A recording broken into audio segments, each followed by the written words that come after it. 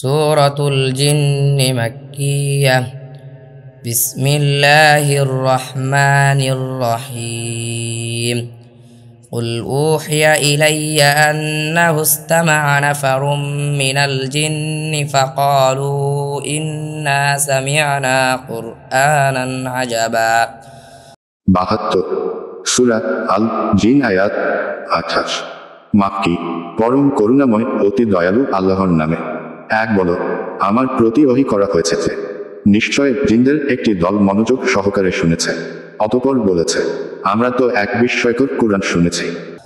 ইয়াহদি ইলার রুশদি ফাআমান্না বিহি ওয়ালান নুশরিকা বিরাব্বিনা আহাদা। ২ যা সত্যের দিকে হিদায়াত করে, অতঃপর আমরা তাতে ঈমান এনেছি, আর আমরা কখনো আমাদের রবের সাথে কাউকে শরীক করব না। وأنه تعالى جد ربنا ما اتخذ صاحبة ولا ولدا। ৩ আর নিশ্চয় আমাদের রবের মর্যাদা সমুচ্চ, তিনি কোনো সঙ্গিনী গ্রহণ করেননি এবং না কোনো সন্তান। إنه كان يقول سفيهنا على الله شططا।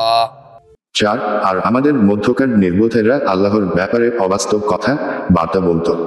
وأنا ظننا أن لن تقول الإنس والجن على الله كذبا।